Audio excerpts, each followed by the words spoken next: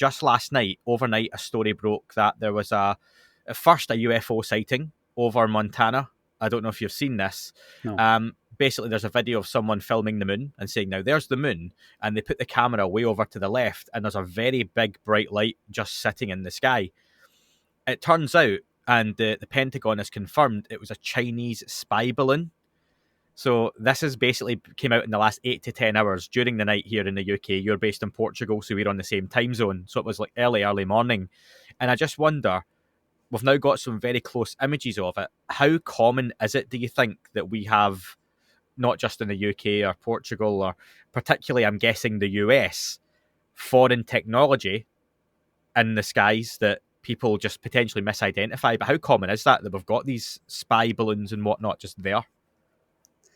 I mean, over the mainland of US, I haven't heard of anything, honestly, because there's satellites, so you can't stop a satellite from overflying the US, Yep.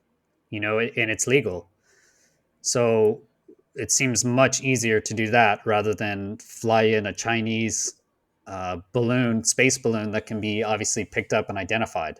So this, I do, as I was walking in, I saw a headline for that, a Chinese spy balloon, which makes sense, right? I'm sure we have systems, again, you have satellites. So what would the spy balloon do that, a satellite couldn't? It's going to give you continuous coverage in that area, sustained coverage rather than just flying by. So I'm actually curious now. Look, as we launched a space balloon, for the UAP Society, Mm-hmm. and it was a weather balloon, and basically, from what I understand, every kind of medium-sized weather facility in the world, I'm guessing, releases weather balloons almost every day. Yep. So you're going to have a lot of these weather balloons out there flying around, thousands of them, which is surprising. I didn't see more as a pilot. I did. Yeah. I did see a couple, but that's it. So there are thousands of these flying around. So it would make sense if you're, for an adversary to make a weather balloon, but it has other sensors on it, and then just disguise it as a weather balloon. I'm sure that's been done. So yeah, I don't know. Off the borders for sure. I think off the borders, there's always, but we always were told that there's, Chinese fishing vessels, etc. Anything could be over the oceans. So in international waters. But that's the first time I've heard over land, some sort of foreign system. And it seems like a pretty old school technology as well, a balloon. But like you say, it does have its advantages over a satellite. But you'd think in 2023, we keep hearing technology that we see is 30 years behind what they've actually got. So to think the Chinese are still putting balloons above the US. But you say that doesn't surprise you, that technology is deployed, because it's pretty useful. Yeah, that's what I found is it's quite cheap. And you can put it up to a very high, if you can get it to a high altitude, it's very difficult to detect, especially with radar, because it's not moving. And that's what we've seen a lot is off the East Coast. You have the range fallow reports, and basically they have these box orbs, and everyone, they say, oh, it's obviously a balloon, etc. Well, unless there's high winds, that is a huge negative of your balloons is, at least I don't know how to keep a large balloon stable in high winds. Yeah. So that's probably your biggest negative is how do you control these systems?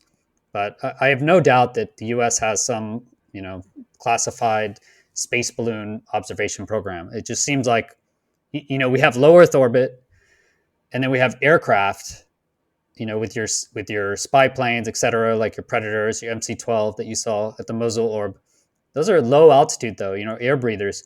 In between that low Earth orbit and down at the ground is, hundreds of miles. So that whole area, you could put in vehicles, some sort of vehicles. In that case, I would see it as some sort of dirigible. So I don't know. It's definitely possible. But my big thing against that is if you have high winds, then your whole balloon idea, this whole idea that all these things are just balloons, you can make anything in the shape of, you can make a balloon into any shape, by the way. Balloon animals exist for a reason. Batman. Yeah. You can make it, again, there's balloon animals, okay? Yeah. If you're curious if you can make a balloon into anything, just YouTube, interesting balloon animals. So you can make a balloon into any shape, right? So they obviously, even a flying saucer, that's going to be a balloon, right? Everything can be a balloon unless it's in high winds. And then the question is, how do you maneuver a balloon, right, in high winds? I don't know how. Remember, George Knapp had released those pictures now. The last couple of years have been a blur. So last year or the year before, the three snaps from the pilot, Yeah. and one of them did look, well, we had the famous Batman balloon, didn't we? Which Yep. was, everyone said it was, and that's still up in the air for debate, literally. But one of them did look like a big kind of blimp balloon, and I wonder, does this sort of discovery overnight of this Chinese spy balloon above the US maybe help point to that previous one more than likely being some kind of foreign tech balloon that was placed there? Or is that still unlikely, do you think? Yeah, it's definitely likely. I mean, that's been the main argument, right? Is that this is some sort of balloon. And if you look at that, that's the Acorn Sphere Blimp Yes. video. That actually my most popular short by far is on that. Okay. If you look at it too, that blimp looking thing at the end, it actually does look like a tic tac. Actually, Mm. if you consider what a tic tac, if you consider the shape, to me it looks like a tic tac. So I would say that is the best mundane argument. That's literally the only mundane kind of argument I can consider, is that it's some sort of advanced dirigible. The biggest question is, again, in a lot of those East Coast sightings, is they would say high winds. Mm. But the problem is I've never been able to correlate, okay, those pictures with them also saying high winds. They haven't said the date of the pictures. We Yeah. don't know. Yeah. So I can't get any more data. All I have is those three kind of crappy pictures, four kind of crappy pictures with no correlating data. But if we can correlate it to the same day, and that day has high winds, and you have those pilots saying that, yeah, it was like 150 knot winds out there at 27,000 feet, then there's no way this this Chinese space blimp or whatever balloon they're talking about, unless it has engines on it, there's no way it's going to stay in the same position in 150 knot winds. It's just that would be breakthrough technology, and either way, it's interesting.